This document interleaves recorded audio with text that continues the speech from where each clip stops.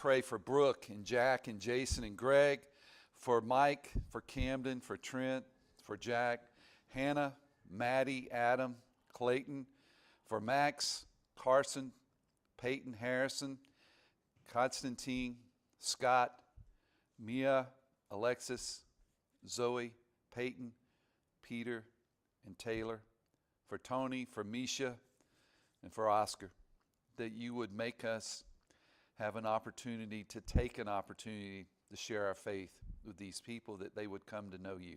We pray through Christ, amen. Please keep praying for these people, because the God that did is the God that can. You sang that this morning, or tried. Anyway, so this session is about gratitude, and listen to this from the book of Hosea. Chapter 5. And this is from the Message. And Peterson says in a couple of verses here, verse 4, you people wouldn't recognize God if you saw him. If he walked right up to you, you wouldn't recognize him. They're so far away, and they're doing so many things that are ungodly, they wouldn't know God if he walked up to their face. And he says, you'll find out it's too late for you. And remember, we're in the doom part of Hosea. He's telling them, and you saw in the video, guys, it's coming. It's going to be here. You're going to perish. Israel's rulers are crooks and thieves, cheating the people out of their land. One of the things that Hosea talks about is that they moved the boundaries. These are boundaries that were set by God, and he told Joshua to go in and give this land. And if you look at different maps, you'll see this is the land for Benjamin, and this is the land for Judah, this is the land for Issachar. That was set. Well, these priests and these people are moving, they're cheating. They're moving the boundaries. That's not a good thing. That's a bad thing. And then he says this, your declarations of love last no longer than the morning mist and the dew. They're just gone. I'm after love that lasts, not more religion. I want you to know God, not go to more prayer meetings. You broke the covenant just like Adam. You are ungrateful wretches. Yikes. He kind of socks it to him there. So we'll talk about being grateful here. Uh-oh, sorry. That wasn't supposed to go yet. So being ungrateful. I don't care what anyone says. I got tired of being good to ungrateful people. I don't know if you've lived long enough to have that happen to you, that you do something over and over for somebody and they're just ungrateful. In a moment, you're going to write a note to your parents or your guardian, whoever has taken care of you up to this point in life. I'm going to guess for most of you it's a parent. Speaking as a parent, when your kids become teenagers, right where you guys used to be, you're smarter than that now, and you're older. Is there anybody still in their teens in here? A couple of, okay, it's all right. You'll get out of it. But my boys, and they're great. They love God. They love Jesus. They probably love Jesus more than I do. They're amazing. We're so blessed. My wife and I are so blessed. And yet, when they were teenagers, the only thing that kept us from killing them a couple of times was that we were Christian, and it's bad to kill people. Think about a time when your parents looked at you and they kind of had that death look in their eye, like, I could knock you against. Did any of you ever get knocked against the wall? Been there. I got tied to my bed one time and beat.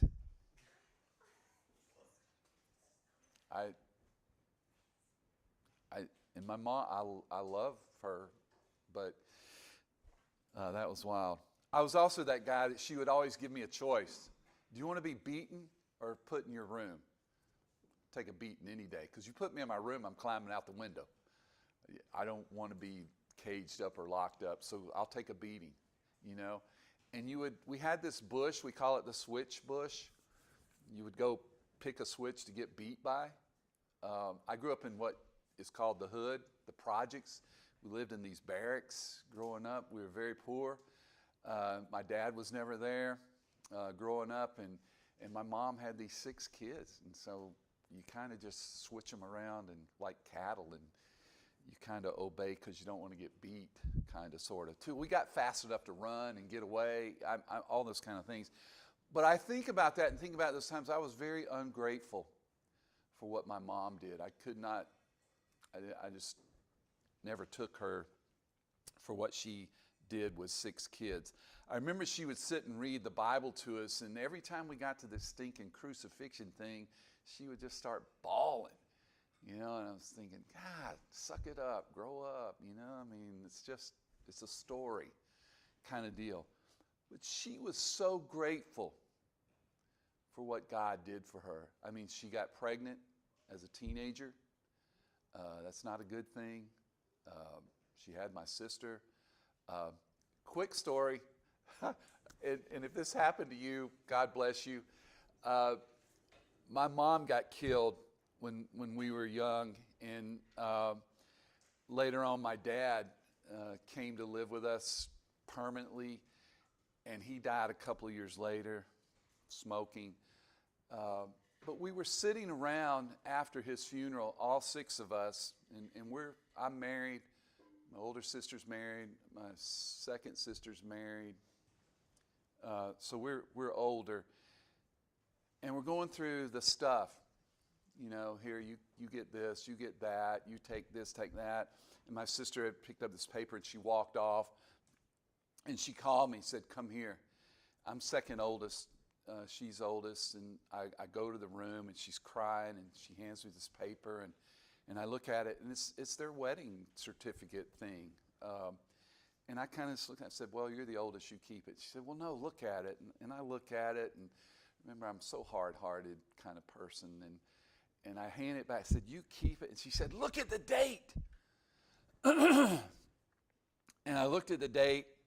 Not real good at math, but I went, and I looked at her, and she just bawled out. And she said, I'm a bastard.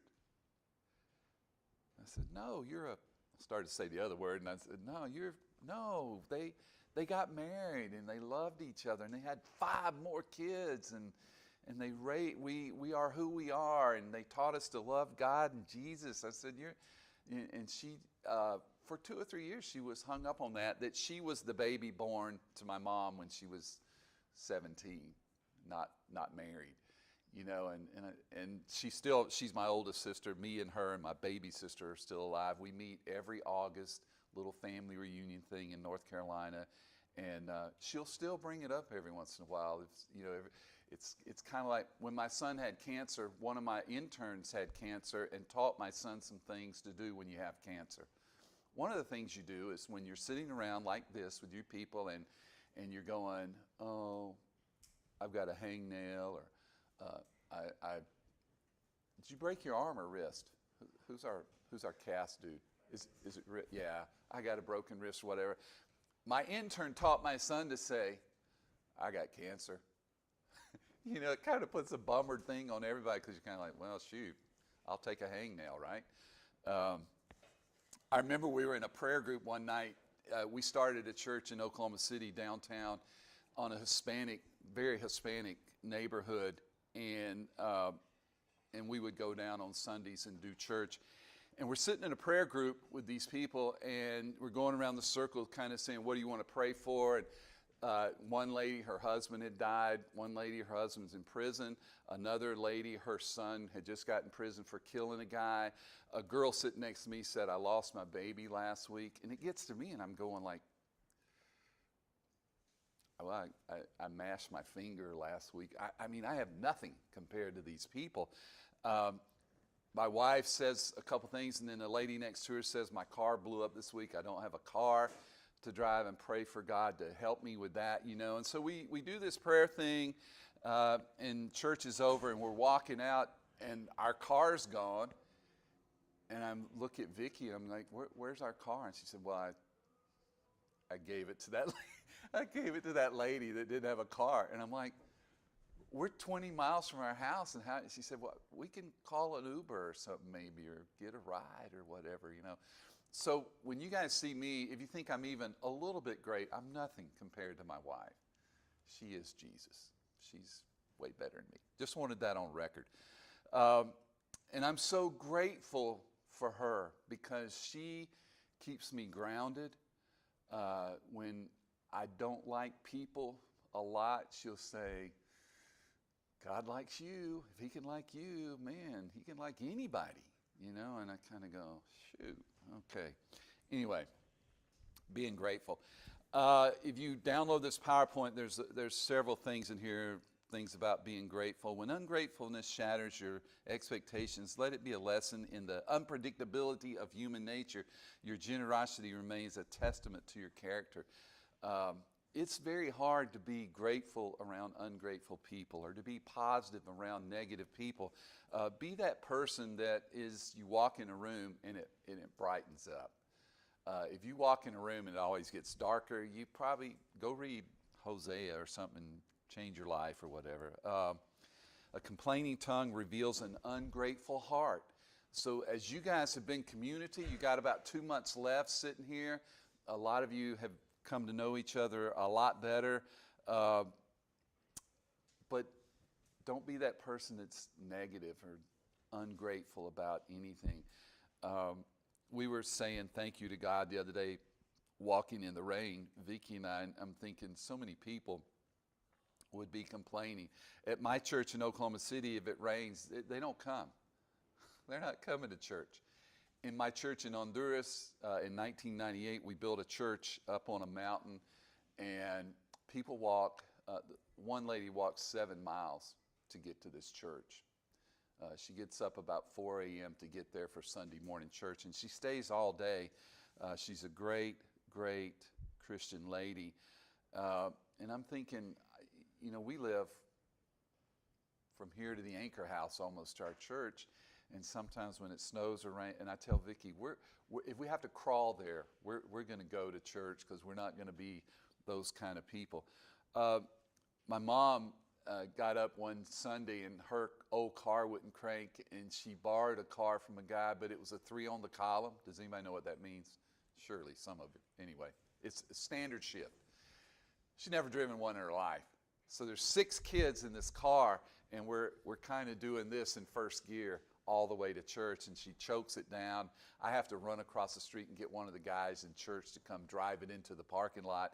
And after church, he drove us back to where she got this car, and we got out and walked the rest of the way home. But we were going to church. You don't miss church. I mean, it was that kind of deal. I am so encouraged to see you guys here. You encourage me because when I first started doing youth ministry, I thought I had to save every teenager and save the church. If it wasn't for me, the church wouldn't be here. That kind of attitude. And I finally, after a few years, realized I can't save every teenager. In fact, I can't save any. And I don't need to save your church. Jesus said this, my church will be here until I come back. Now, your little church in Nebraska or Georgia or Tennessee might fold up and go away or whatever, but the church of Jesus will be here because it's you and it's me. And I will take a bullet for it. I will die for it. I'll be that guy. I always thought, what if they come with a gun and tell you, you know, like they did in Colorado at Littleton, you know, would you stand up and say, I'm a follower of Jesus, and they're going to shoot you? I mean, would you do that? Anyway, 3 ways to fail in life. Complain about everything, blame others for your problems, and never be grateful. Don't be that person. Please don't be that person. Children do not develop gratitude when we tell them to. They develop gratitude when they witness us producing gratitude in ourselves. One of the things our boys have seen us do is give everything away. The guy I was telling you guys about yesterday or the first day that cheated on his wife, my accountability partner, my best friend. The night we found out about it, after I got back from meeting with him all day long, and I came back home, and we're sitting on our bed. It's 10 o'clock at night, and we're praying, and I tell him, we need to pray for Greg. He messed up. And our boys they're junior high and 10th grade, so just into high school.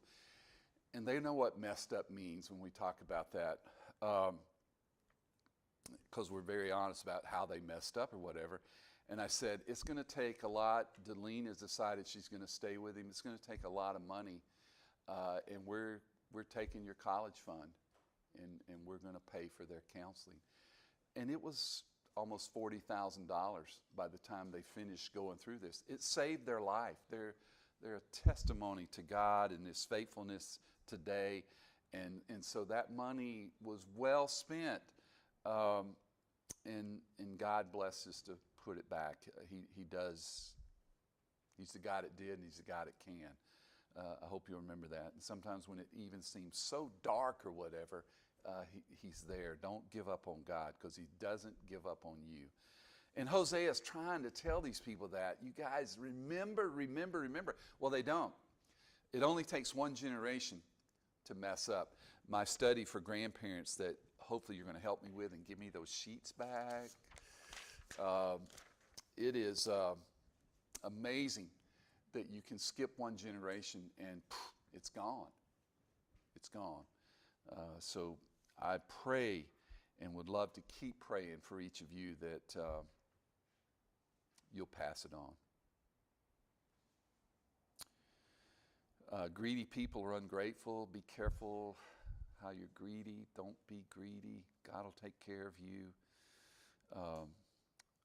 Never let ungrateful remarks prevent you from doing what you feel is right and good. Let God be your judge.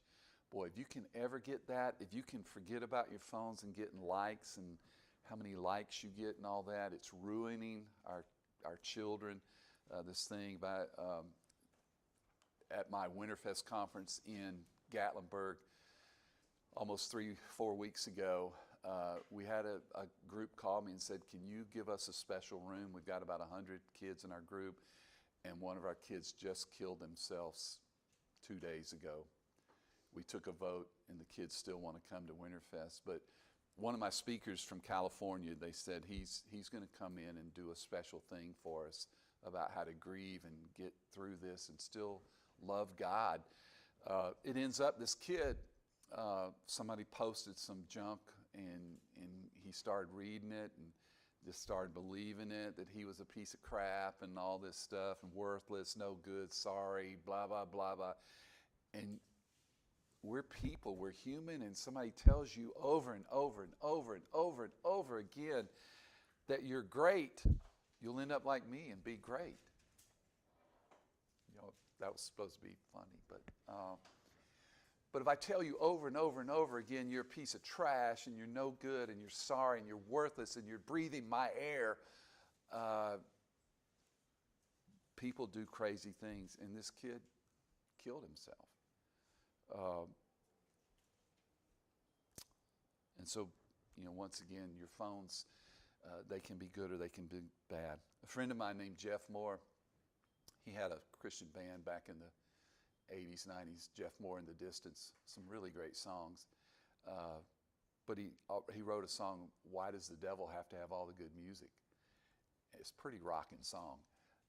And they were a pretty rocking band anyway. But the idea was, my dad, like in 1969, I think it was, or 8, when the Beatles came to the United States, they were on the Ed Sullivan Show. Everybody was freaking out. I mean, they're the greatest thing ever. My dad actually came home that weekend. I hadn't seen him in I don't know how long. It was really crazy. And we were so pumped up after church. We're going to watch Ed Sullivan and see the Beatles.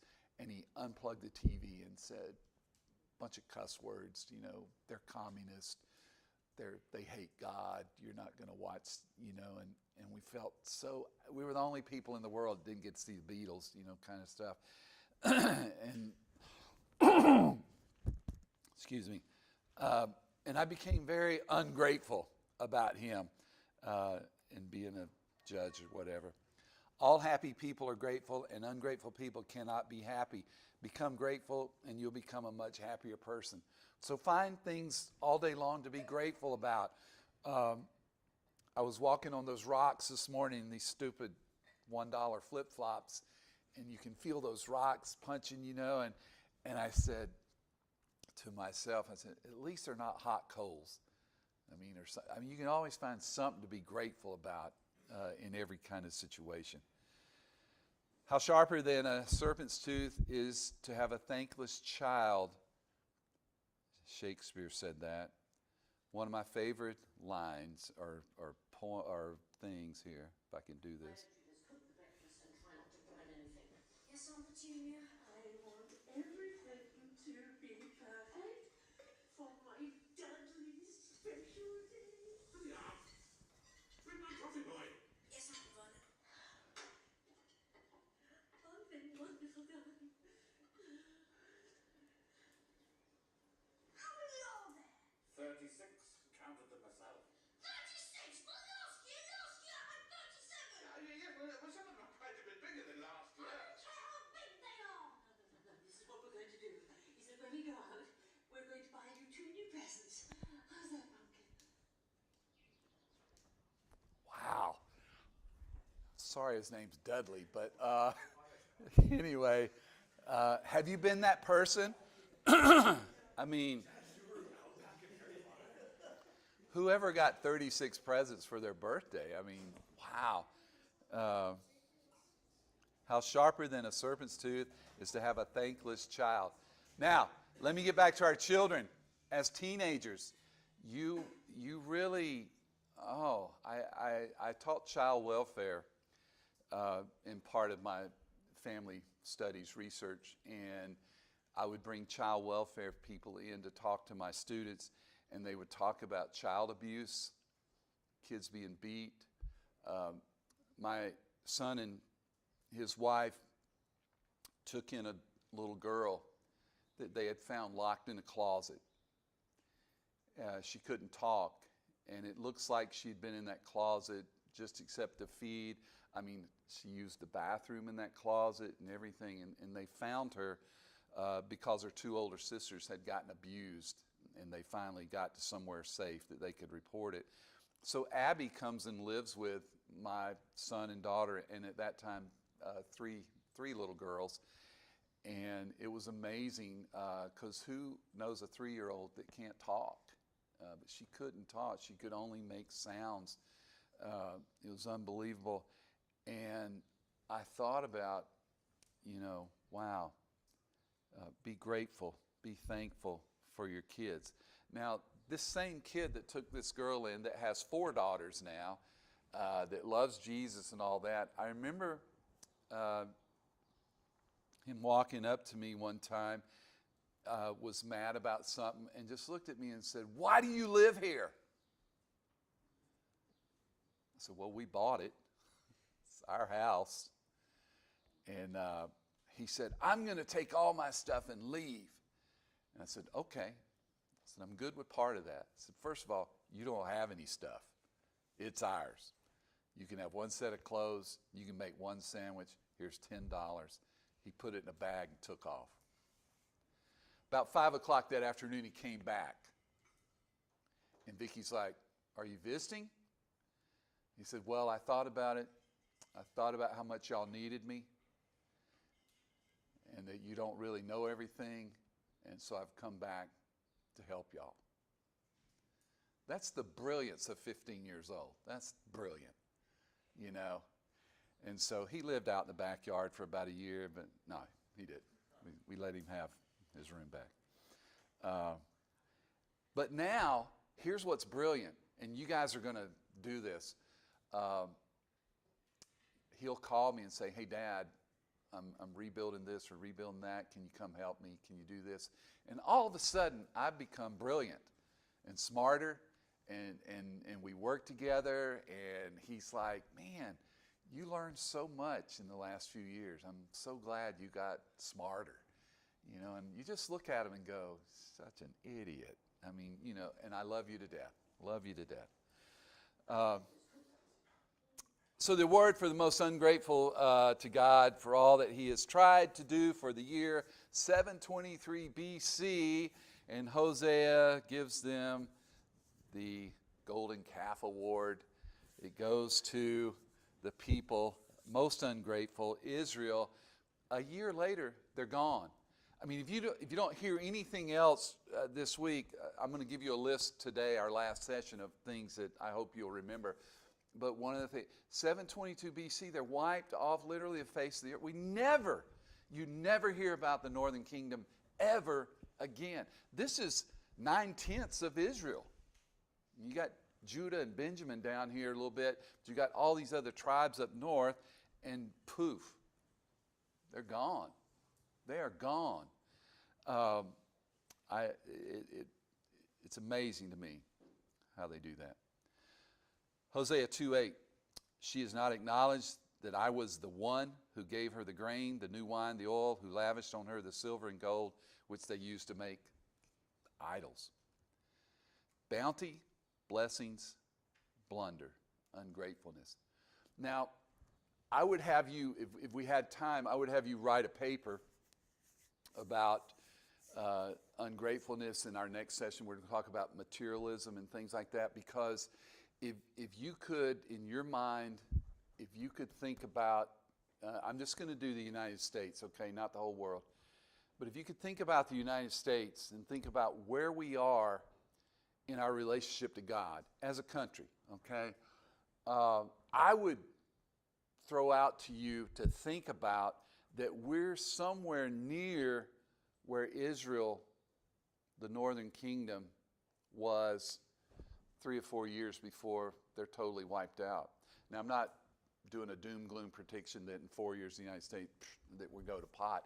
I would want you to think about our affluence, our bounty, our blessings, and what are we doing with those? What are we doing with those? What we've taught our boys about being grateful is that you give back. You do become a child casa. You do take in kids like Abby. Even though you got 4 of your own, there's room for one more. There's room for one more. And so they do that. Our other son and his wife's a nurse and a dentist, and they do mission stuff. They do all kind of stuff because they give back. They're grateful. But they've seen us that we don't tell them to do anything that we've not done.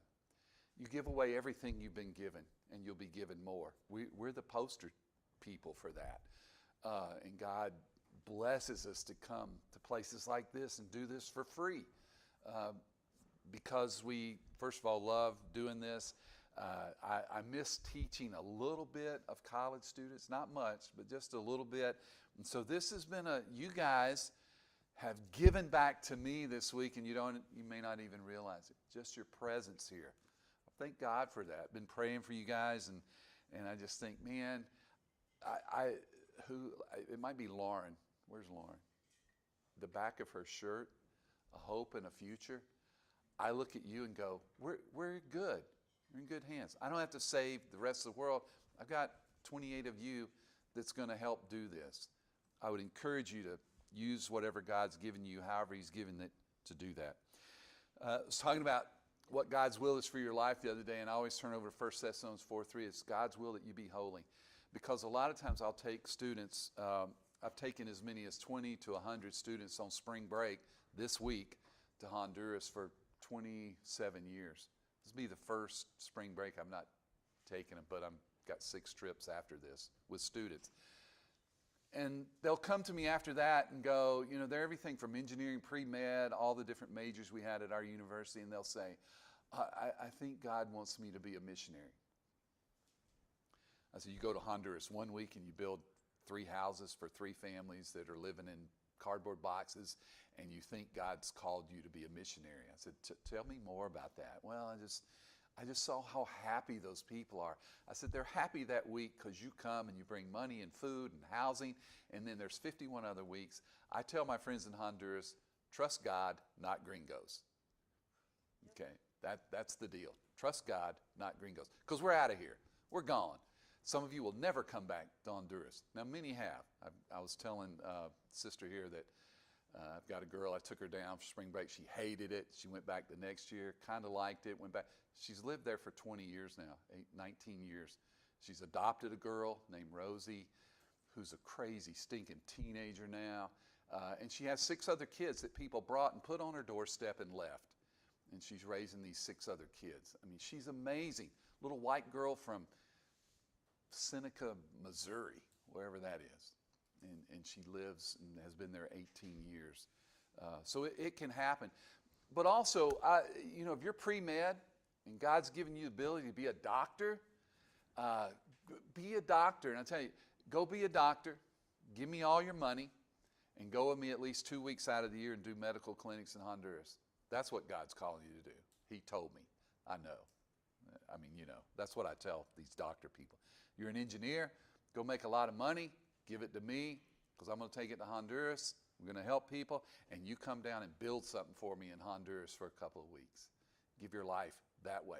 So you can be a missionary as you go and be a doctor, and as you go and be a teacher, as you go and be a minister, as you go whatever. God wants us to make disciples that make disciples. You can do that. You can do that. Use your gifts, what God's given for you. Learn about that. Another thing I would put, I think it's on my list for this afternoon, is to know your why. W-H-Y. Know your why. Why are you here? And why are you here not only this week, but this year? Why did you come here? And then you're going to leave, some of you, for good, maybe, in May the 18th or something like that. It's my sister's birthday. And you may never come back here, but what is your why? What's your why back in Indiana? What's your why back in Nebraska or in California or whatever? What is your why? One of the greatest things my wife and I ever did together was figure out what our why was. And our why is God made us to make disciples. That's what he made us for. It's in the Bible. So how do I do that? I've done it with money. I've done it with influence. I've done it just one-on-one.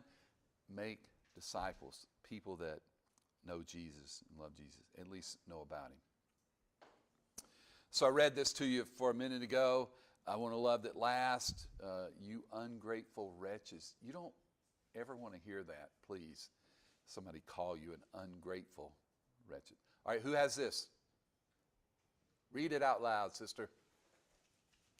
Take care lest you forget the Lord your God by not keeping his commandments and his rules and his statutes, which I command you today, lest when you have eaten and are full and have built good houses and live in them, and when your herds and flocks multiply and your silver and gold is multiplied and all that you have is multiplied, then your heart will be lifted up and you forget the Lord your God who brought you out of the land of Egypt, out of the house of slavery. Okay, United States, my country, 'tis of thee. We are the most blessed, materially, if you will, country in the world. Vicki and I have been to over 100 countries. We've taken those blue Bibles to over 100 countries. We've been to all 7 continents. And we always, this is the great, and Tony Campolo says this, the United States is the best Babylon in the world. I mean, think about what that means biblically. We've been blessed so much that we think we did it. We did it. I mean, I could give you a whole list of things and you would hate me after I told you all the great things I've done in my life, because I could make it sound like I did it. But I totally believe God has used us to do these things, to make disciples, to build churches, to equip people like you, to teach at a university that couldn't afford to pay us for 25 years. I mean, why do you do things like that? To make disciples. That's what God made me for. I want everybody to know Christ. I mean, when we do Philippians 3, and Paul lists that thing of great things he is and has done, and then he says, it's all a pile of crap compared to knowing Christ and sharing him.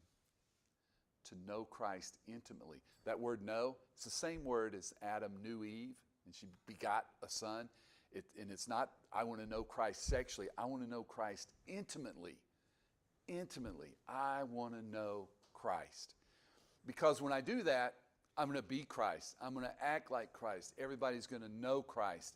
So please don't when God blesses you, don't forget where it came from. Don't forget where it came from.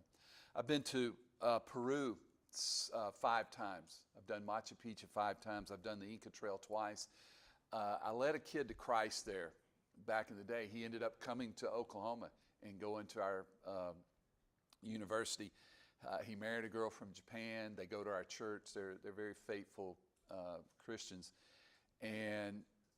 But one of the times I did the Inca Trail, I got very sick, and so I set out a day, and one of our guides stayed with me. And every time he would eat, we would start off, and I would say a prayer, just thankful for our food, and he would take his drink and pour out some on the ground. And I finally said, "Oh, you've done that 3 times today. What's the deal?" And he said, "You always give back to Mother Earth. That's where your blessings come from." Now, he's not Christian. He was something, Inca something. He told me what it was. But he realized the blessings that you have comes from Mother Earth. I think we could extrapolate a little bit and know that that's God. That comes from God. Everything we have comes from God. Please be grateful about that. Psalm 106.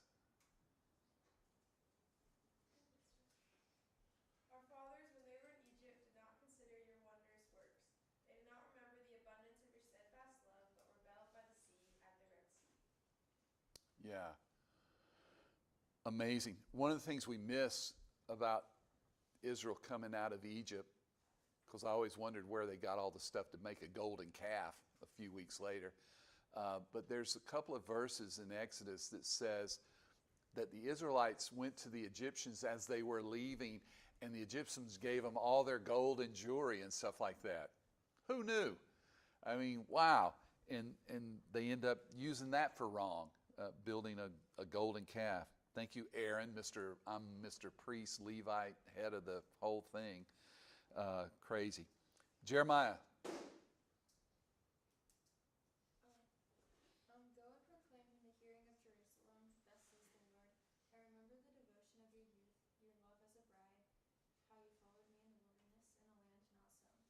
Israel was holy to the Lord, the first fruits of its harvest. All who ate of it incurred guilt. Disaster came upon them, declares the Lord. Okay, once again, the bounty coming from God. If you were Jewish, the first fruits, the first lamb, the harvest, the different things, you gave it to God.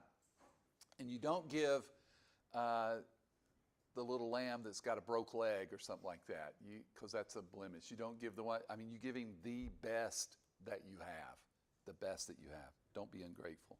Luke 17. Then one of them, when he saw that he was healed, turned back, praising God with a loud voice. And he fell on his face at Jesus' feet, giving him thanks. Now he was a Samaritan. Then Jesus answered, Were not 10 cleansed? Where are the 9? Was no one found to return and give praise to God except this foreigner? Yeah, so you guys know that Bible story, the 10 lepers, and Christ heals them, and only one comes back and says thanks. Man, don't be those other 9 deals. Anybody that gives you, be grateful. When you go to the store around here and you check out or something like that, say thank you. I was asking a lady at Cola or somewhere in the old town, I bought some pancake mix, pineapple mango pancake mix. My wife buys things you hang on the wall. I buy things you can eat. I can remember that better. And I was talking to this lady. I asked her what her name was and where she was from. And get in the habit of doing that, and it just becomes natural to you. And then you say thank you, and you see something that you can say, wow, I love your hair or your jewelry or your eyes, don't get creepy, but be thankful and let them know. Because that's that 1 Peter 3:15, because they're going to go, okay, you're different. Don't be weird, but be different. We should be different. People should see Christ in it. Why do you do what you do? Ephesians 5:20. Giving thanks always and for everything to God the Father in the name of our Lord Jesus Christ. Yeah. 1 Thessalonians 5:18. Give thanks in all circumstances, for this is the will of God in Christ Jesus for you. Okay, you should see a thing going on. Psalm 100. Enter his gates with thanksgiving and his courts with praise. Give thanks to him, bless his name. Hope you see a pattern. Philippians 4. Do not be anxious about anything, but in everything by prayer and supplication with thanksgiving let your requests be made to God. And the peace of God, which surpasses all understanding, will guard your heart and minds in Christ Jesus. Great. If there's anxiety in your life or whatever, it's probably over stuff. A relationship, financial, money, stuff like that. Give it up. Give it to God. Trust God that what he says in his word is true. He did it before. He can do it again. You sang that is the reason you sing these songs. We want you to get that in your head about how great God is. Colossians 3:17. And whatever you do, in word or deed, do everything in the name of the Lord Jesus, giving thanks to God the Father through him. Hebrews 12. Therefore let us be grateful for receiving a kingdom that cannot be shaken. And thus let us offer to God acceptable worship with reverence and awe, for our God is a consuming fire. Psalm 69. I will praise the name of God with a song. I will magnify him with thanksgiving. Okay, and you did this morning. Yeah. Psalm 30. That my glory may sing your praises and not be silent. O Lord my God, I will give thanks to you forever. Be thankful for buzzers. Give us a couple more minutes here. Psalm 106.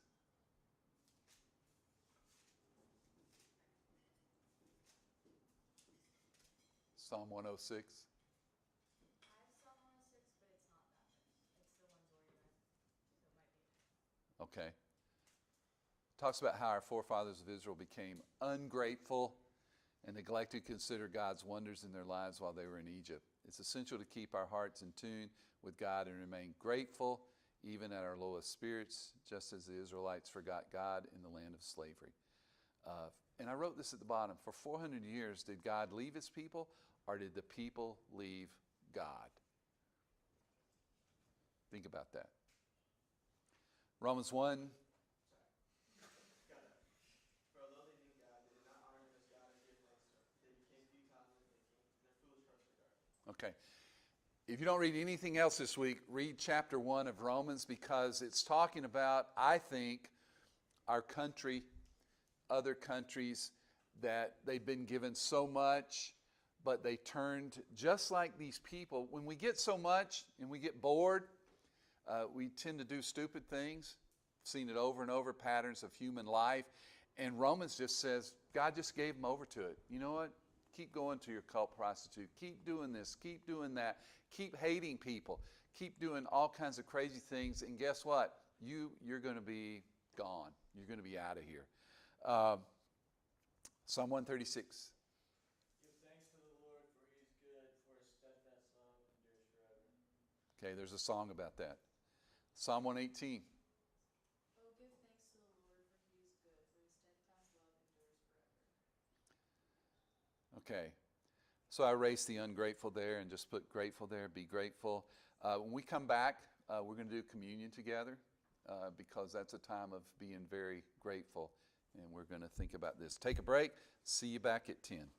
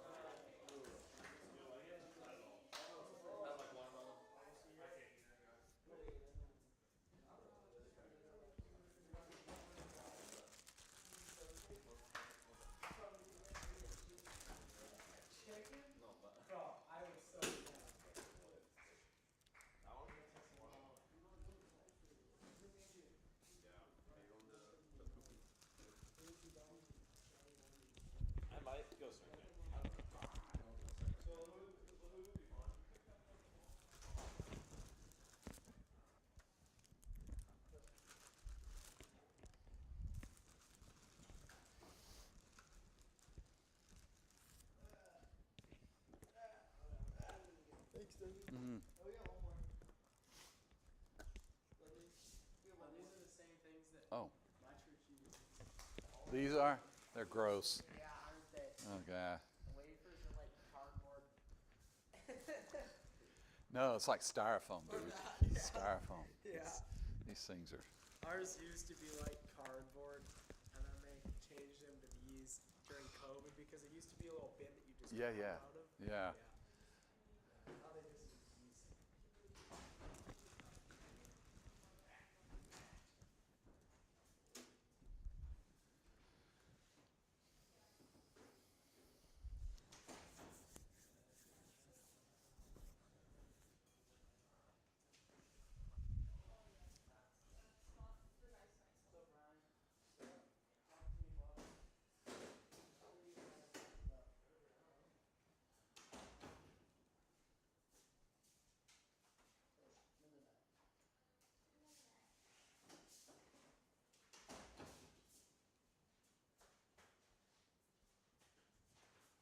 Taking like a man in the world. Just do it. Stop holding me. Take it back.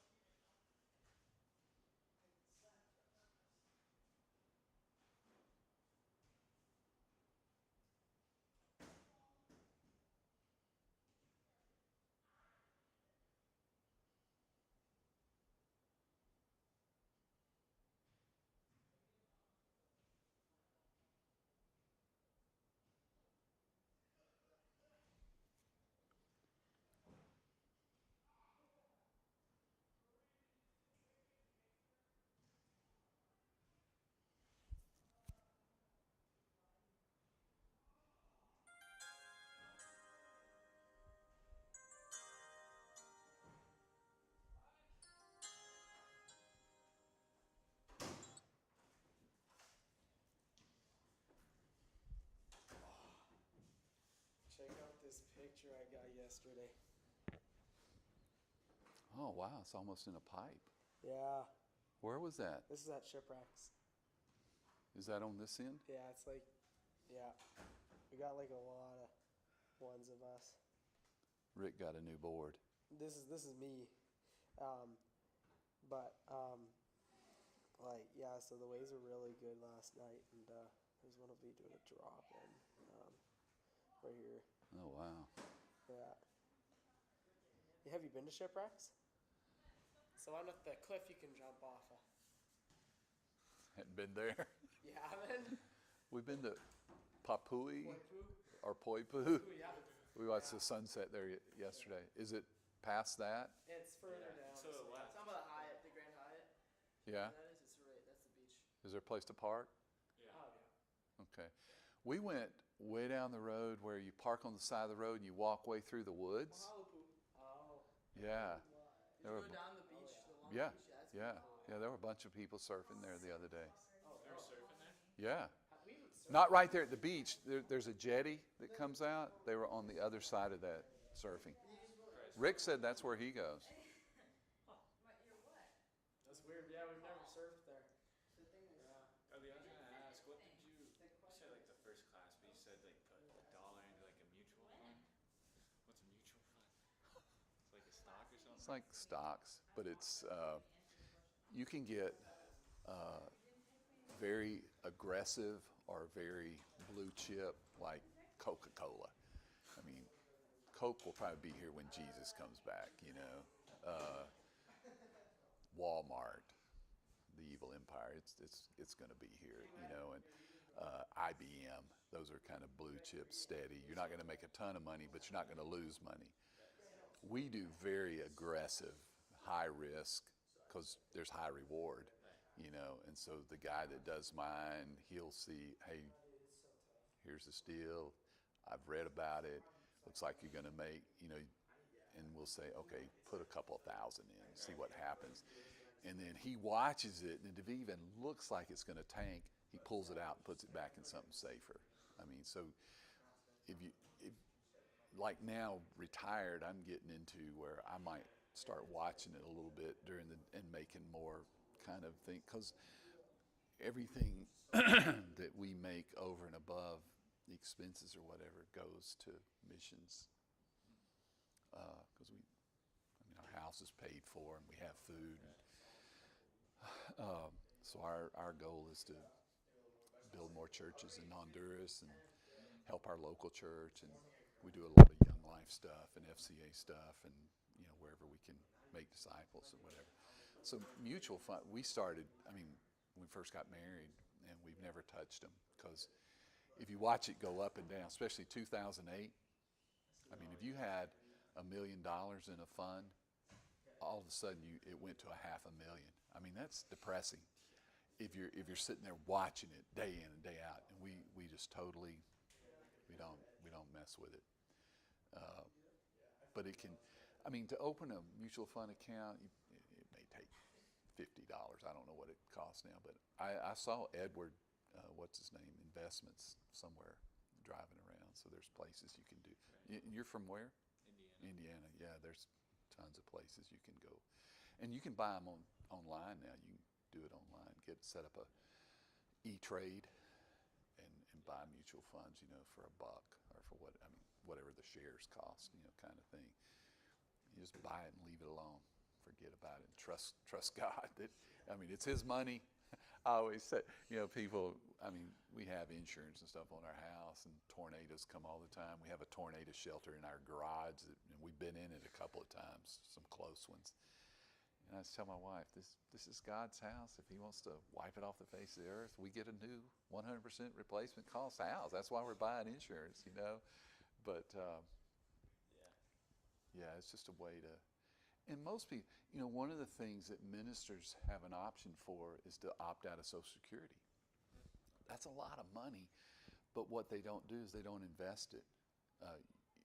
You can invest your money better than the government does with Social Security. But if you don't invest it, if you spend it instead of invest it, and then you get 60. I was playing golf with a guy about 2 months ago, and we had played in a tournament. We won the tournament. We're driving back home, and he's a minister, and he says, "Hey, how'd you make all your money?" And I said, "We worked our butt off. That's how we made it."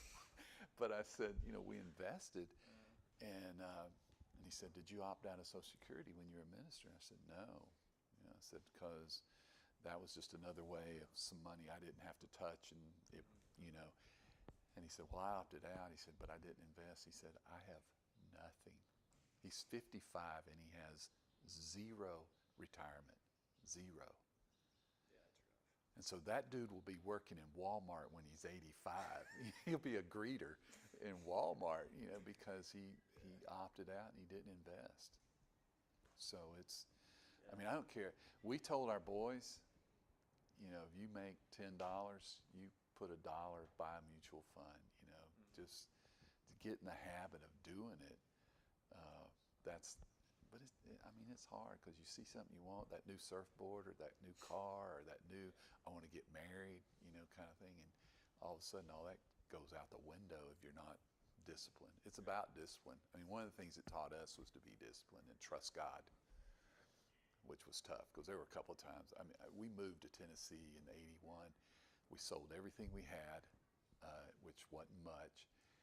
We had a 280Z car, a piano, and a dog. That's what we moved to Tennessee with, because I was going to go to school there and be a part-time youth minister, and my wife got a job. She's a nurse. She can get a job anywhere. But that first week, we had enough money. We went and bought a jar of mayonnaise and a loaf of bread. Her grandmother had given us a sack of tomatoes. We ate tomato sandwiches for a week before my wife got her first check. And I thought, wow, okay, God, you took care of us. I still love tomato sandwiches, but yeah. Now, what do you want to be when you grow up? I'm interested in real estate. Yeah. So, I don't know. But, I'm also interested in, stocks. I just don't really want to have, a 9 to 5. Yeah. So, I just want to be smart. Well, we do this E-Trade thing, and Ameritrade is a good one. And I got a buddy, he's an idiot, but he'll buy $10,000 worth of Ford. Oh, really? And Ford will, when this new Bronco came out, he made a lot of money. He thought, okay, I'm gonna leave it in there. And I'm like, dude, it's gonna peak, get out, put it in some, and he didn't. He went down to 5,000. I mean, he ended up, he was up to 21 and he drops down to 5. So he loses $5,000 on paper. Right. Once again, if you leave it in there and reinvest or whatever, and over the long run, that's the thing about it. If you'll look at a mutual fund over the long run, it balances out. And you end up typically 10% earning, which if you put your money in a bank savings account, you get 1%. So there's a great parable in the Bible where the talents gave 1 5 and 1 10 and 1 1, and the guy with 1 buries it, and he goes, "You go to hell because you didn't invest. At least put it in the bank and get 1%." So yeah, that's cool. Yeah, buy a mutual fund or a stock, a good one.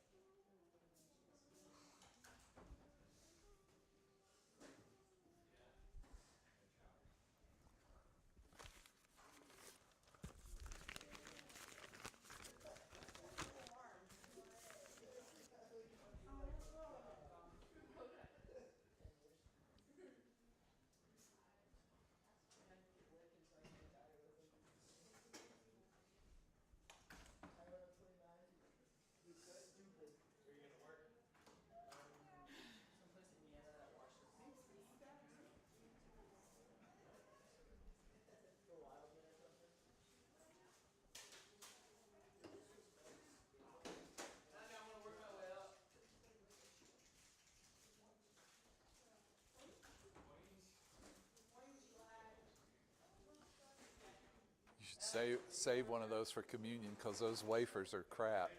Oh, God. They're so bad. Yeah, I'll save one.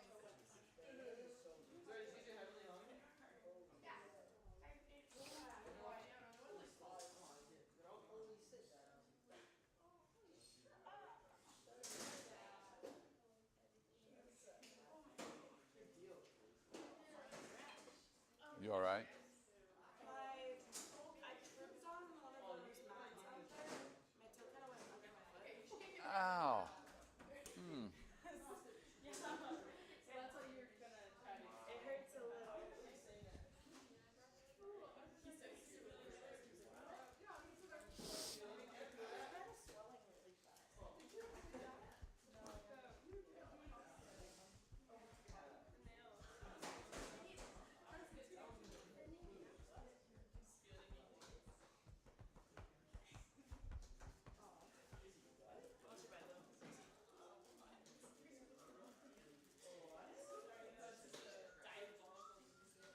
So I'm going to let you eat your snack so it won't mess up your grape juice here in just a minute, which is pretty gross. So, and if you've got a fish cracker, you might want to save it and use it instead of the styrofoam things in those juice cups. Those people got rich during COVID because everybody quit doing communion where you touch it with your hand and all that.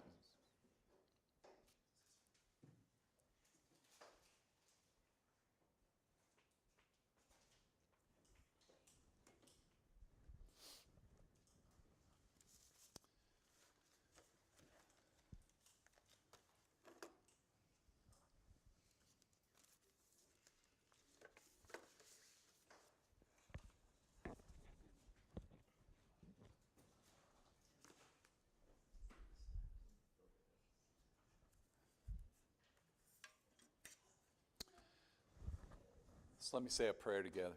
Jesus, we exalt you as the one who has overcome the world. We take heart in you today. May your perfect peace carry us through this day's troubles. In the name of Jesus, the conquering King, we pray. Amen. And thank you for the food and the snacks and the treats and all that kind of stuff. So, as much as I dislike Russia because of what they're doing in Ukraine, there are good people and they're good Christians in Russia. I did a thing in Kiev about 10 years ago. We met in a coliseum. Christians from Ukraine came, and about 2,000 brothers and sisters came from Russia, from Moscow, and met with us. We had a weekend of worship and encouragement, kind of like a retreat. It was really cool. So we have brothers and sisters in those places, and I pray for Putin at least once a week, and not for him to. I just ask God to fix it. I don't understand it. I don't like war. I don't like killing, things like that. It bothers me. That whole harem thing bothers me. It bothers me that we hate Hitler, who killed 6 million Jews, and my country in South America killed 100 million indigenous people. And there's no Holocaust thing for those indigenous people for what we did to them. So there's perspective in everything that you think about. And so when you hear somebody say something, don't just throw it away or whatever. I mean, write it down. Mary said this. She took down, she remembered a lot of things that happened Jesus growing up because she wanted to remember it. She wanted to contemplate it. She wanted to think about it. This is a very famous painting. If you ever look at it close and look at this lamb's eyes, or eye, this is by a Russian painter, Nikolai Gay, painted this, and it's one of the most famous pictures when we think about the crucifixion. We think about what God did for us, for the world. Another Russian painter painted this picture of Christ on the cross, very different than our buff pictures that I showed you the other day of Jesus on the cross. And the anguish, when you look at these up close, is pretty amazing. When we think about communion, and think about the Lord's Supper or Eucharist, whatever you may call it at your church, in my fellowship, we do this every week. We do communion every week. I think it's the most important thing we do at church. If we didn't do communion, I probably wouldn't go to church. I'd start a house church. And it'd be based around this right here of what Christ did for the world, which I'm included in. When Vicki and I do communion, we have these trays. We drink the juice. We always put our cup in the center of the tray and say, Christ, be the center of our life this week.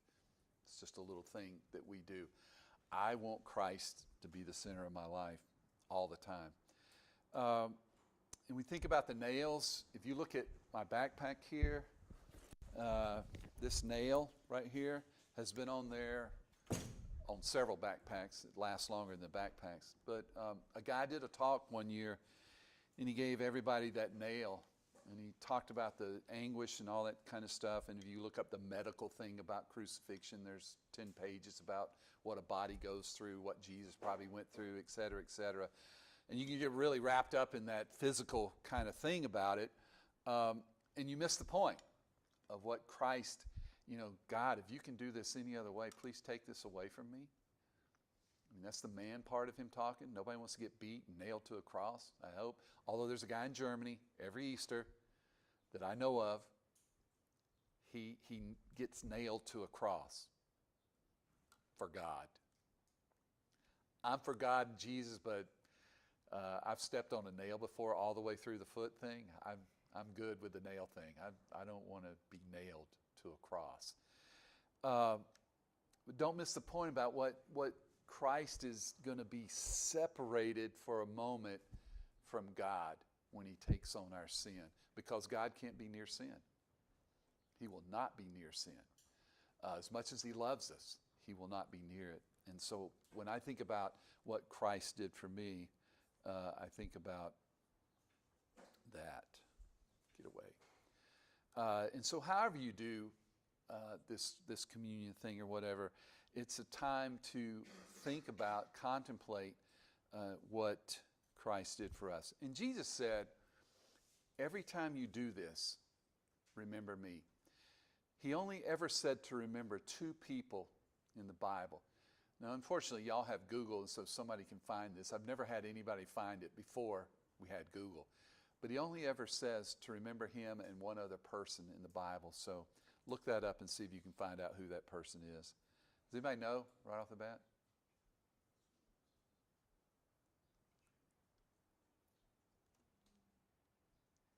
Take a guess. You look like you almost have it. I know this. I can't remember though. I feel like it's someone like Enoch or something. I'd be after Enoch, but anyway, you can. Don't miss the point here about that. Everybody's going, now, who was that? You know, they forget Jesus and they're trying to remember who this other. But Jesus said, remember me. In some of your churches, probably if you have a communion table, probably across the front of it, it says, do this in remembrance of me. Anybody have that at their church? Okay. Do any of y'all go to church? Okay. On a communion table, do this in remembrance of me, written across. If you're in my fellowship, it's almost like an icon. You have to do that kind of deal. But Jesus says, on that night, it's Thursday night, and he says, he breaks bread and says, every time you do this, remember me. I think he picked 2 of the most common items in the day, bread and wine. So I think about it every time. I bought this yesterday. I'm going to contend that this is way better than that wafer that you have. Notice how I'm doing this. I'm not touching it. I'm holding the bag and I'm breaking me off a piece. And then you're welcome to get a piece instead of that fiberglass that's in top of that cup there. You could make surfboards out of that. I'm telling you, if we put all those together, we could make a very light surfboard from that. But think about this. Today, when you're eating lunch or tonight, you're probably going to have bread. I think it's amazing that he picked this because almost every day, even what I eat, it reminds me of Christ.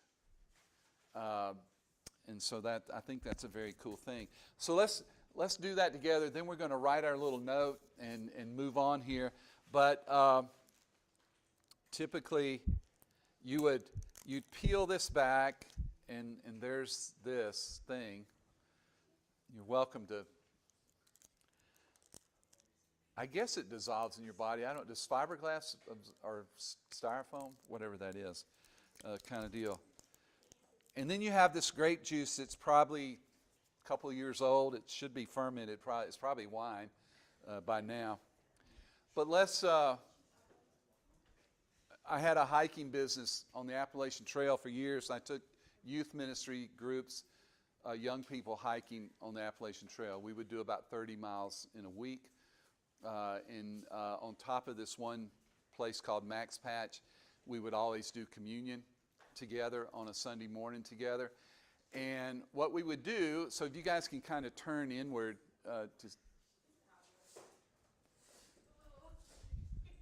hey, we have plenty. Who needs one?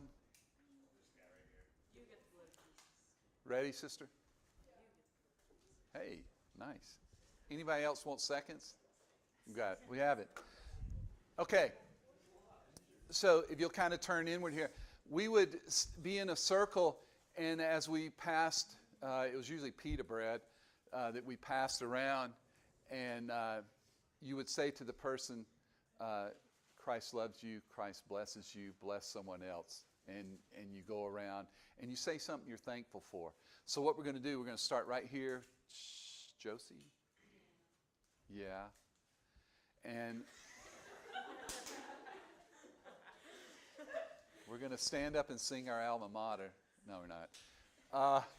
I want you to do a one-liner. No sermons. No sermons. Just something you're thankful for today. And if somebody says your thing, just say it with even more gusto.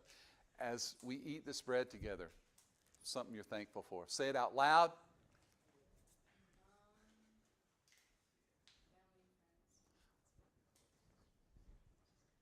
I'm thankful for ministry. My family. Family. The beautiful nature here. Nature. Our Health. Ooh. Grace. Ooh. Thank you, God. Surfing. Surfing? Yeah. Like serving or surfing? Yes. Okay. Happy? Fellowship. Fellowship. The people here. Okay. Family, cousins. Worship. Family and friends. community. Communion. Fellowship. All of creation.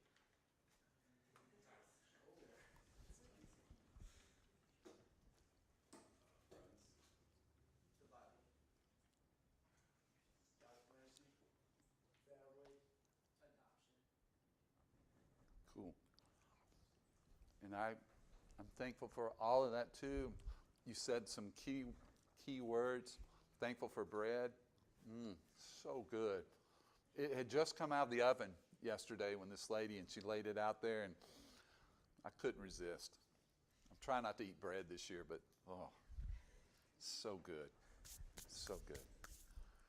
So typically in our church, we have a prayer, and Jesus gave thanks on that Thursday night for the bread and for the contents of the cup. So let's say a prayer together and drink this together. God, we give you thanks for Jesus, for grace, for the Bible, for friends, for family, for the contents of this cup. And I pray we would remember you every time we do this. Amen.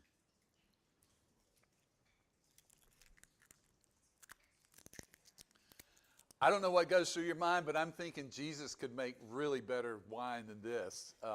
He just could. Does anybody need this for their surfboard? We have some extras up here. You can pick those up.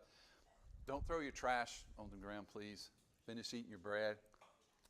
Keep passing that around, and you guys finish it. So one of my Old Testament professors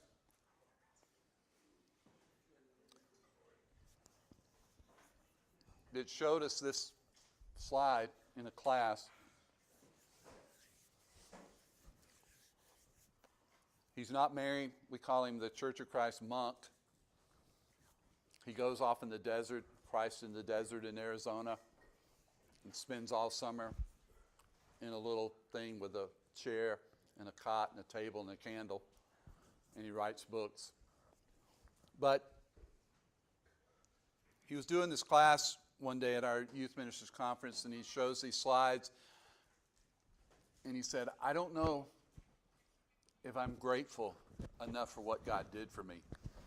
I mean, you guys think about that. Have you been grateful for what God did for you? Have you showed or told anybody about how grateful you are for what God did for you? He felt like he needed to get a hold of that in some way. And one of his buddies suggested you ought to raise a lamb and kill it. And he's worse than me about killing and stuff like that. It's not in his nature or whatever. But he buys a lamb, and he says it's kind of a blemished lamb because I couldn't afford a good one.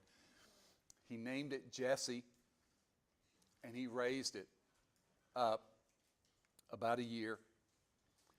And the time came for him to kill the lamb. Now he says the only way that I could work through this was that we were going to eat it later. You know, I just couldn't go out and kill it. But he goes into detail about, here's Jesse. I mean, they're buddies. I don't know if you've ever had a pet. Even you can make really good pets out of skunks. If you de-skunk them, you can have rabbits. You can have a lot of crazy things as pets. Jesse is his buddy. And Jesse comes up to him that day. He's got this knife. He went to a guy that's Muslim and asked him, tell me how you do halal. And he said, well, you start over here and you cut deep and you don't stop and you really go all the way, don't stop. So he learns how to do this. He's got Jesse. Jesse lays in his lap just like he's always done. And he kills this lamb. And he talks about what it did for him internally. He said, I couldn't walk. I couldn't get up. My friends had to come over and help me get up. And he said, I can't believe God did that for me. God let his son die for me. I'm forever grateful that that happened. So before we forget it, I need you to get your pencil out and a piece of paper. If you need some paper, raise your hand. Somebody will tear off a sheet for you. Who needs a sheet of paper? All right. Somebody rip out their notebooks real quick. Rip off some paper. Who needs a pencil? There's pencils around. Who needs an envelope? Everybody's going to do this because we're all grateful. Who needs an envelope? All right. Pass these back, please. Get your envelope out. These are envelopes I mailed checks in, so I didn't have any blank ones. But so over on the paper part, this is where you're going to put your parent's name. Your mom, your dad, or both, or your guardian. I appreciate the word adoption a moment ago. We're all adopted. It's amazing. So go ahead and address it to the person you're going to write a note to. If it's your mother or your dad or both, put your address on it. Yes, back in the back. Okay, here it comes. Who else needs? Cruz, you need some paper, buddy. You gotta participate. You need an envelope? Pass him an envelope, please. Yeah, here they are. Get an envelope.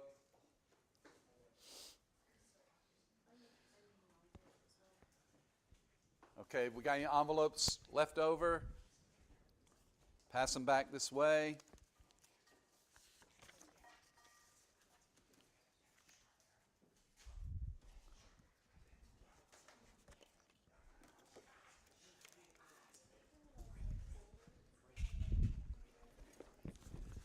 Who needs a? I've got an ink pen, some pens maybe. You remember the parable of the 10 virgins? Who needs a pen or a pencil? Coming back to you. Oh, picked off. Pick 6. Anybody else?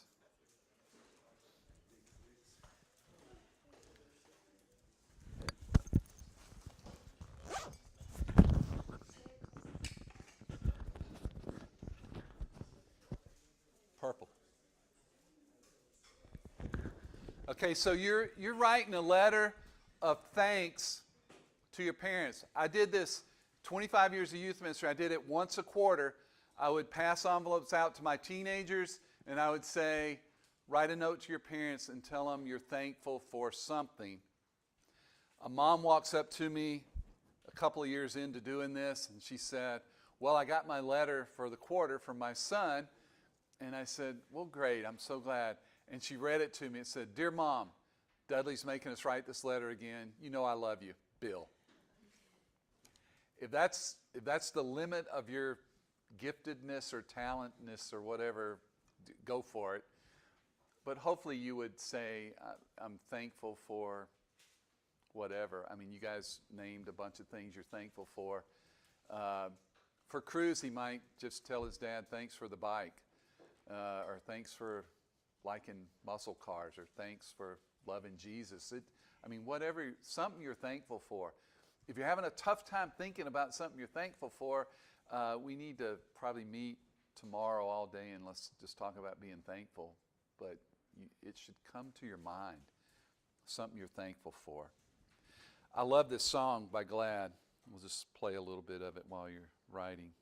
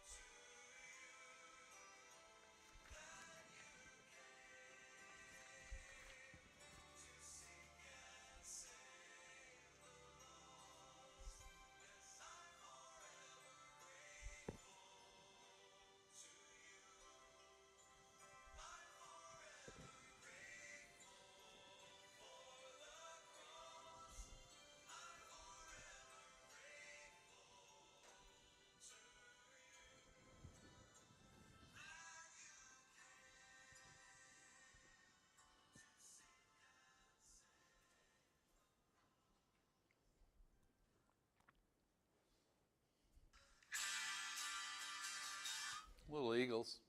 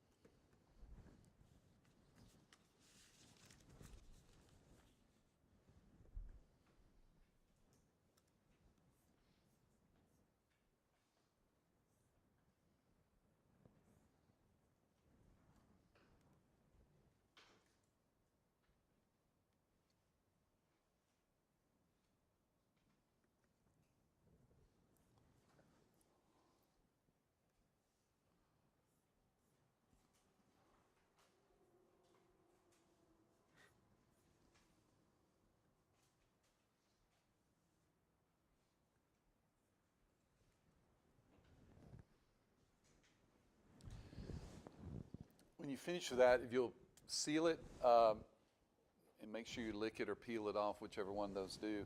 And then I'm going to take those back home and put a stamp on them and mail them to your parents or to your guardian or whoever you write it to.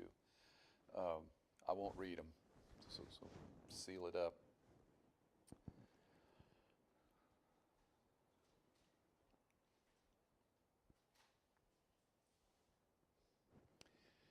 Now, I would encourage you to think about this. One of the things that I found out about working with teenagers, especially as it got into more technology, they rarely get a piece of mail.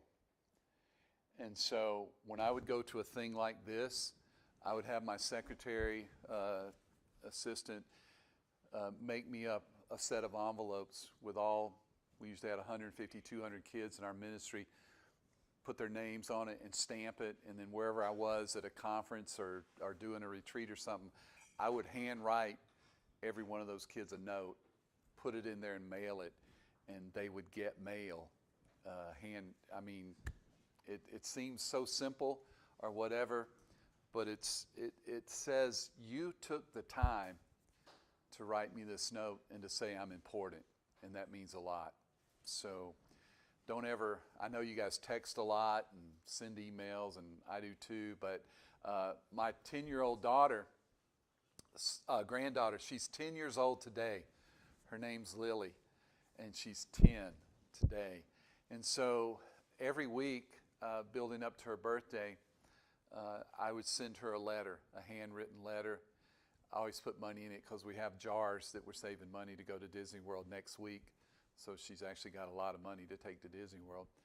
But that wasn't the point. And the point of the money was to say, boy, Lily, God has really blessed us. He's given us so many things to be able to share, and we want you to share some of this money with your sisters and with your friends. And so it's just a way to make a point.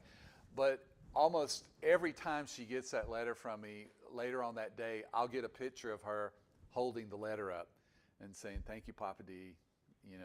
That's, learn how to say thanks in everything. Be thankful.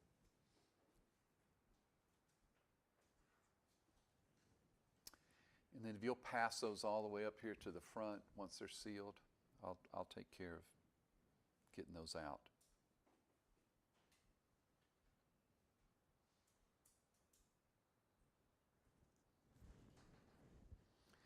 Thoughts or questions about being thankful?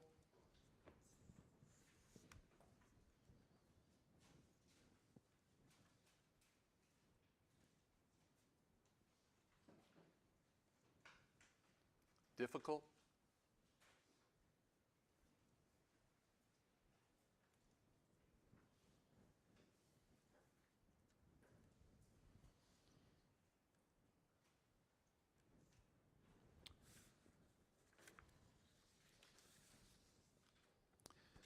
So as we're winding down this session, and then one more this afternoon of just a bunch of points that I hope you'll get one or two things out of. I wrote this note when I was doing this session. It said, what if I'm a prophet? So what if you were a prophet and God sent you to, say, North America? You went to North America. What would your message be today? As we've talked about, we're so affluent. We did it all on our own. We pulled ourselves up with our own bootstraps. We are the greatest nation in the world. We don't need God, basically. We got everything. We've made everything. If I sent you to North America with a message of, hey, guess where all this really did come from, and you've forgotten me, what metaphor or allegory do you think would work in 2024? In 730 BC, God used the allegory of a husband and wife. And later on, when we get to chapter 11, 12, 13, he uses the allegory, he changes from husband and wife to father, son. God's really, husband and wife's kind of okay, but my sons, they're half me. I made them. They're more kin to me than my wife, as in blood kinship. I guarantee you, if you're out in the ocean surfing and a big thing comes up and your kid's on a surfboard and falls off and your wife's on a surfboard and falls off and they're both are crying for help, you're going to save your kid. And your wife or husband probably would want you to save the kid. That's hopefully built into us to do that. I forgot which one of you was holding the baby chicken yesterday, and I just thought, I walked by a mother and her chickens, and she jumped at me walking down that path, and I thought, boy, this chick's mom sees you, she's going to get you. Did you ever find the mom? No? Oh. Okay.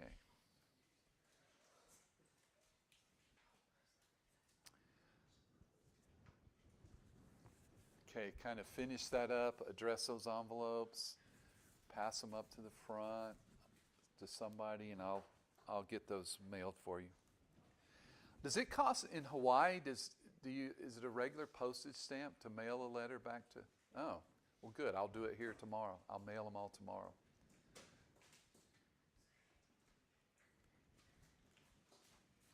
Unless some of yours are time sensitive, are they? Like,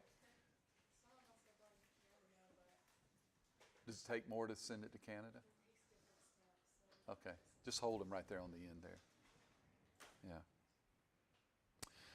Okay, so we got a few minutes here, 10 to be exact, to do session 8, which was about materialism and affluence.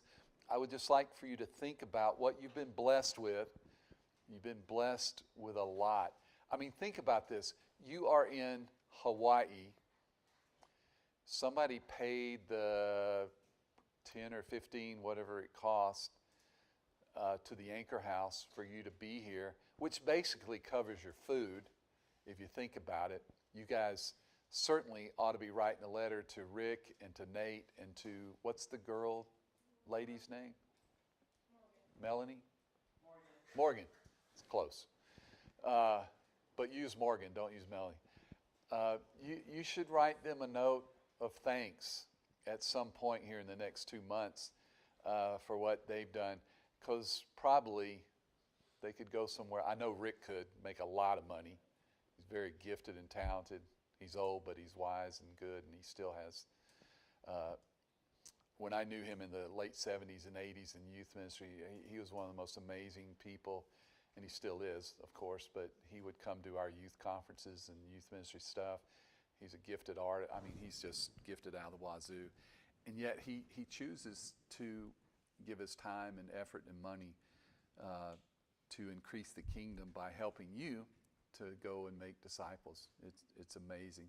So be thankful for that at some point. Buy him a coconut or something. So one of the things that I think is a principle in the Bible is that God blesses you to bless other people. And so we wanted, and I've said this before, we wanted our boys to see that in us, to see us giving and helping. They've been to Honduras with us since they could walk. I've got video of them picking up rocks and moving rocks because they couldn't hammer or whatever, but a kid can tote rocks. And so they toted rocks for 3 or 4 years so they could start driving nails. And now I can put them on a crew, and they can. We build houses that they're about as big as a stage, and anywhere from 6 to 10 people live in this. But I've had them come up and try to kiss my feet in the name of Jesus because we built them a house and we're not living in a plastic thing over a tree. They have a real house. Now, where I live, you would not let your horse live in these things that we build. It's just a wood structure, 14 by 16. It has a tin roof. It's air conditioned. It has one door and one window. And they are so grateful. They're so grateful.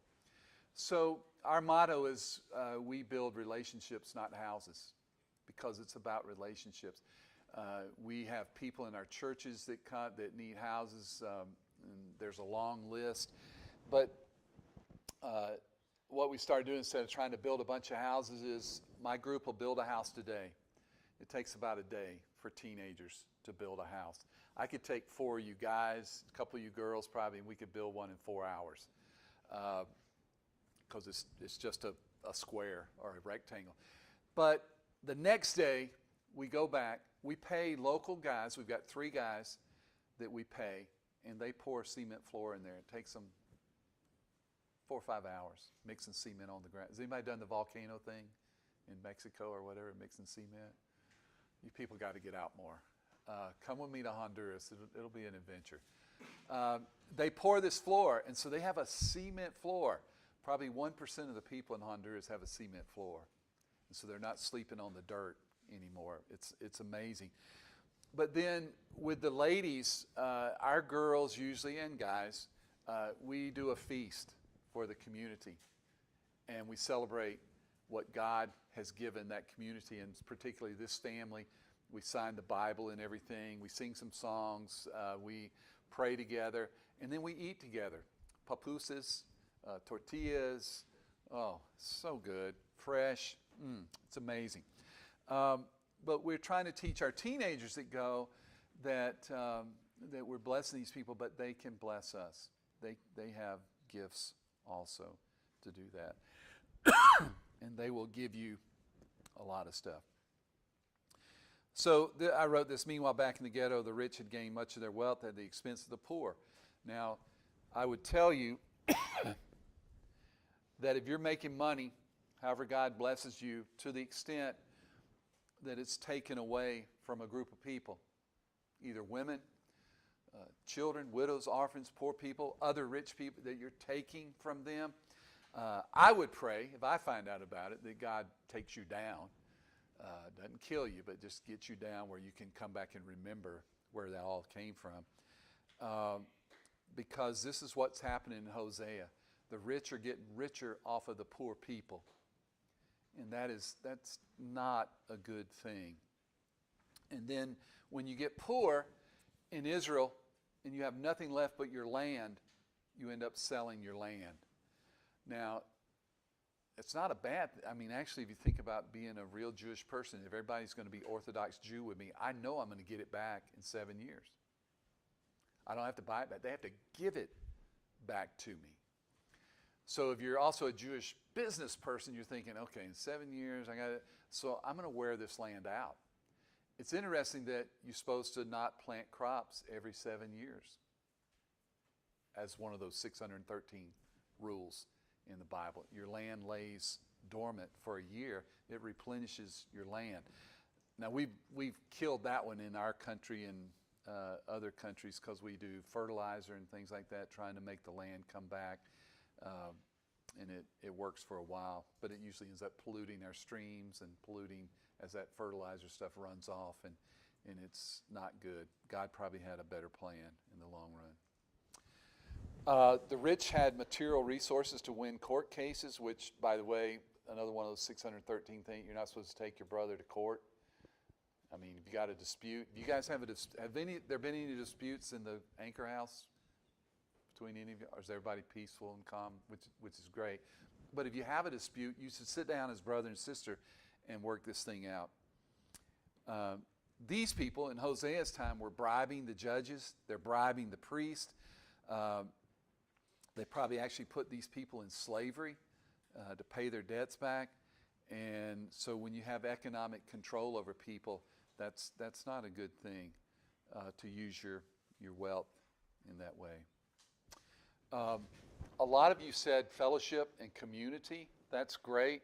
One of the things I hope that you learn from being here for almost a year, and you're cooking together, you're worshiping together, you're learning together, you're doing a lot of things in community, that you've learned some things about, that it's not all about you, but it's about the people around you and the good things that you can do together as a community. Israel was supposed to be that covenant community, and there's that word covenant. And remember, they're breaking it, they're breaking it, they're breaking it, they're breaking it, they're breaking it. Don't be that person with God. Don't break the covenant that you've made with God. I would remind you of Roger and Elena again, till death do us part. Beautiful ceremony, beautiful play. If you're going to get married, go to Sardinia in Greece, that all-white little town on the coast. It's beautiful. Or you could save all that money and give it to me to take to Honduras and build houses, and I'll do your wedding out there at shipwrecks or somewhere. That's pretty beautiful there. Saw some pictures today of that. So be careful, once again, about your affluence, because right now, I'm guessing because you're here that you're pretty affluent. Now, probably you're thinking about somebody that's got more than you've got. You're not thinking, but in the scheme of things, in the people of the world, we're affluent people. So how do I use that? How do I use my influence and affluence to make the world a better place, to make disciples, if you will? Key thing for you to think about. And there's some other stuff here that you can read if you download these.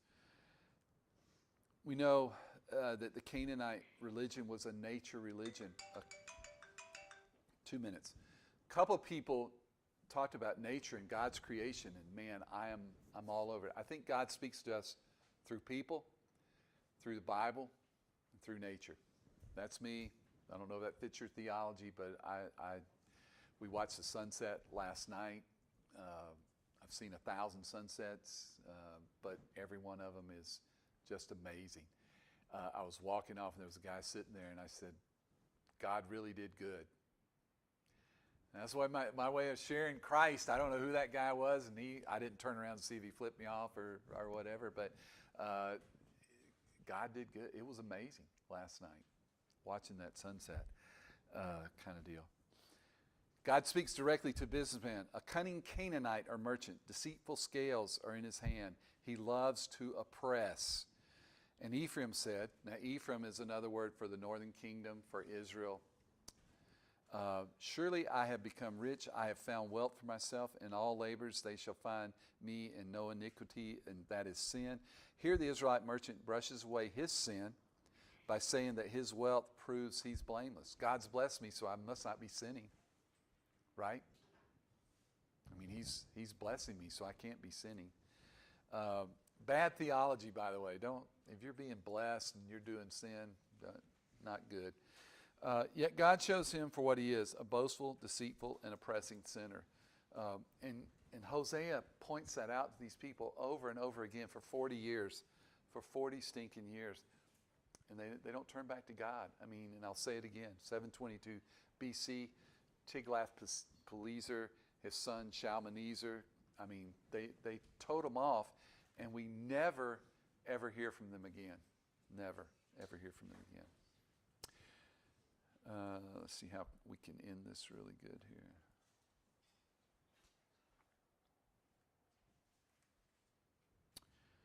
here. Be careful.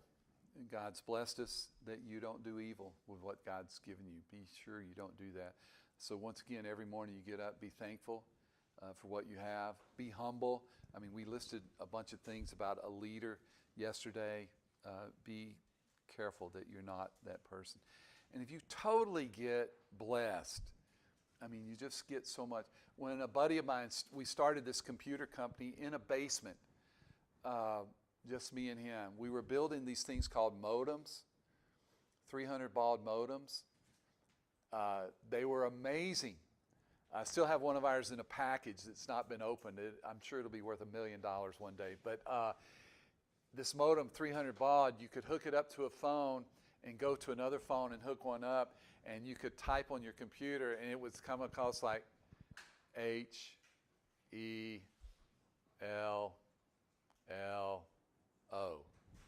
And we would go, that's amazing. It's amazing how super fast that is. You guys, you don't even know. And we started selling those things, and then we started building these desktop things that a guy had come across. I still have the video. It said, IBM, when they started thinking about doing this, he said, nobody will ever have these in their house. It's it's not going to take off. Wow. Anyway, but let me leave you with this thought. If you're affluent, and we are, if you're blessed, and we are, how do you use that to make disciples? Instead of thinking about how can I get a new car, a new bike, a new surfboard, a new Barbie doll, whatever your things are for my granddaughters, how can I help make disciples with this? And here's the deal. You may only everybody has $1 in here right now. $1's not going to do much. But if we take all your dollars, there'd be like 29 of us.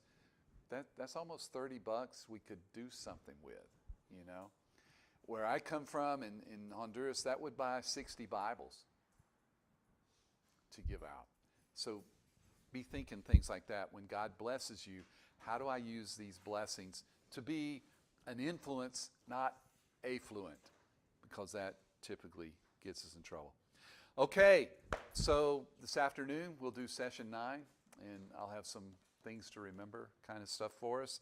God bless you. God, thank you for this time. Bless these people in this next section to stay awake. We thank you for the blessing of Jesus, for the sacrifice of Jesus, as we remember that today. And we pray through him, pray through Christ. Amen. All right, take a break. And then somebody will come. Please bring your letters up here to the front. And also, if I can get your grandfather, grandmother thing, if you would do that like some of you have, put that up there too, right there. It'd be great. And your other get to know you sheets, stuff. I know some of you